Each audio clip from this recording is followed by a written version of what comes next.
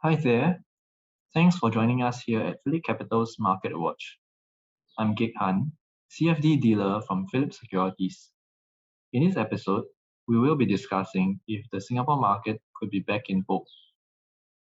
Looking back on the past decade, since the end of the Great Financial Crisis, the US market has outperformed the Singapore market by an estimated margin of 3 to 1 for more than 10 years, as measured by the S&P 500 index versus the Straits Times Index. In fact, the Singapore market has underperformed a number of notable markets in the region, including Hong Kong and China. As a result, the Singapore market has been named an unloved market. This resulted in many Singaporean investors turning to look to the US market instead to generate higher returns.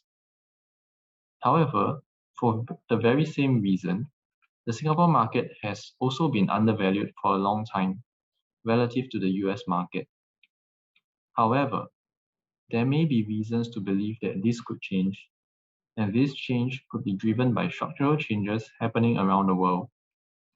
It can be argued that the outperformance of the US markets in the post-financial crisis years were driven by easy monetary policy.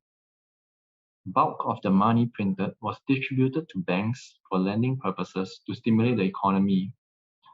However, majority of it flowed into capital markets instead. As a result, money failed to reach the real economy, and the Federal Reserve's goal of a 2% inflation rate was never reached. Hence, interest rates stayed low for close to a decade.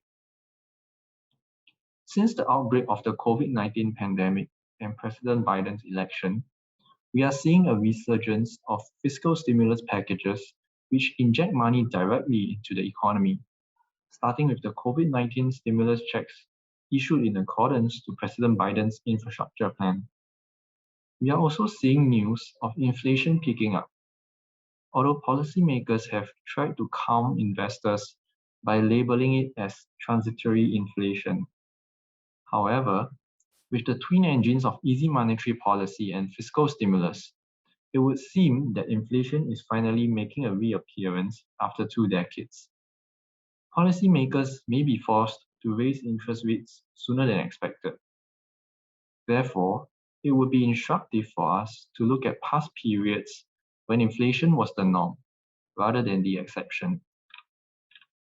Looking back at the past 2 decades, we can see that the STI trend tends to follow the inflation rate trend in the US, as measured by the US Consumer Price Index, otherwise known as the CPI.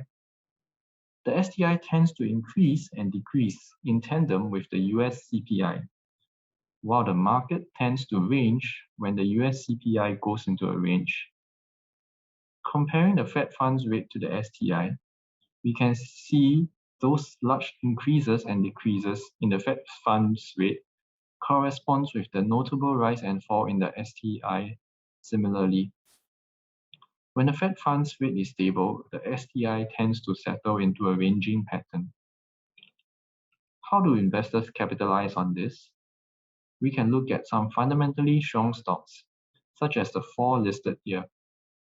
These fundamentally strong stocks might have been undervalued or have yet to realize their full potential due to the overhang from the COVID-19 pandemic effects. That's all for today's Market Watch. Do remember to like and follow us on social media or subscribe to us on YouTube. Thanks for joining us and see you soon.